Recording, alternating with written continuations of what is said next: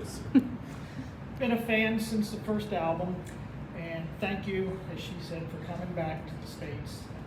My first time to see you.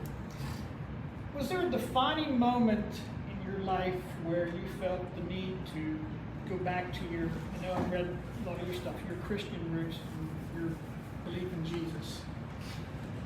Well, I grew up in the church. You know, my uncle was a preacher. My dad was Sunday school superintendent. My grandfather was the deacon.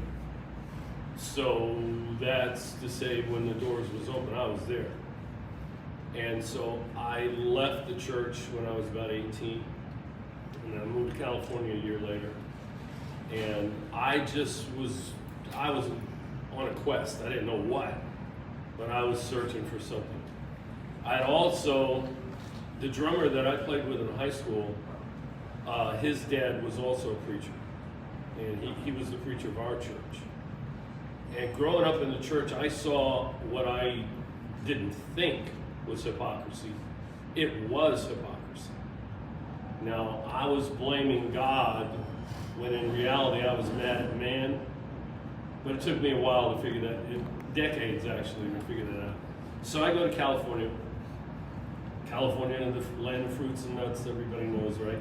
And it was everything it was advertised as being. So I leave the church and I start studying the occult for 3 years. And I mean, into it. And they have churches just like every other religion. And so I was dating this girl. She was a witch in the church. She's very high up. And so I went over to her house one night. We were going to go get something to eat. And I walked in and she was inside. She was sitting down on the floor in a lotus position inside a pentagram, and she was chanting. And I said, "What are you doing?" She goes, "Well, I need money tomorrow, so, you know, I'm chanting to get a job or something, So she says, "Give me a few minutes." So I went over, I sat down on the couch, and I just watched her for a few minutes, Now, for the average person, walking in somebody else's living room and them in the middle of a pentagram on the floor would actually be shocking to most folks. But I had seen this already for quite some time, so it didn't really, get my attention too much. And I sat on the couch and I watched her, and I realized while she was chanting, she was praying. And I'd never made that connection before, and I thought, well, I've just swapped one organized religion for another. Why do I want this? So, we went out to dinner and I couldn't get it out of my head.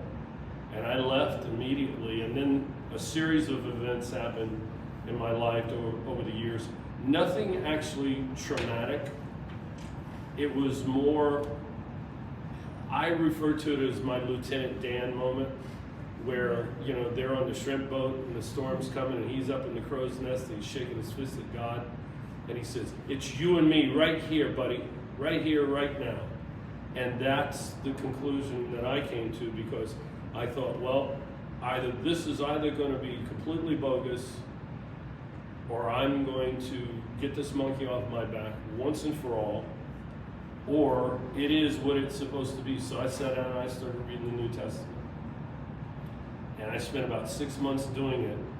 And I came to the conclusion, after really doing research, trying to disprove it, because like I said, I wanted that monkey off my back. I came to the conclusion that Christ is either a liar, a lunatic, or he's the Lord. There's no in between. And the conclusion I came to is the